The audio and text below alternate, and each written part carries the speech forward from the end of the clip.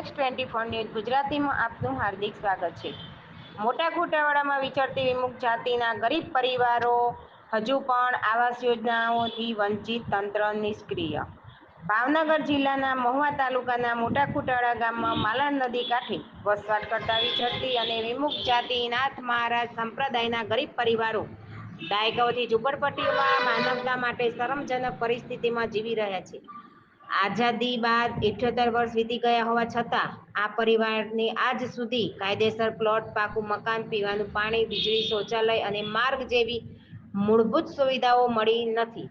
આ પરિસ્થિતિ માનવ અધિકાર અનિયમિત 1993 તેમજ ભારતીય બંધારણની કલમ 21 જીવનનો હક, 39 સમાન વિતરણનો હક અને 46 પછાત વર્ગોના રક્ષણનો ખુલ્લો ભંગ છે.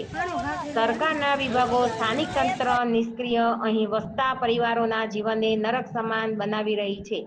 સ્થાનિક રહીશો અને સામાજિક કાર્યકર, ખાસ કરીને પત્રકાર રમેશભાઈ જુજાવાડીએ આ મુદ્દે તંત્રને ચેતવણી આપી છે કે જો તાત્કાલિક રીતે કાયદેસર પ્લોટ માલિકના દસ્તાવેજો અને પાયાની સુવિધાઓ આપવામાં નહીં આવે તો મામલો માનવ અધિકાર આયોગ, ગુજરાત હાઈકોર્ટ સહિત ન્યાયિક મંચે ઉઠાવવામાં આવશે.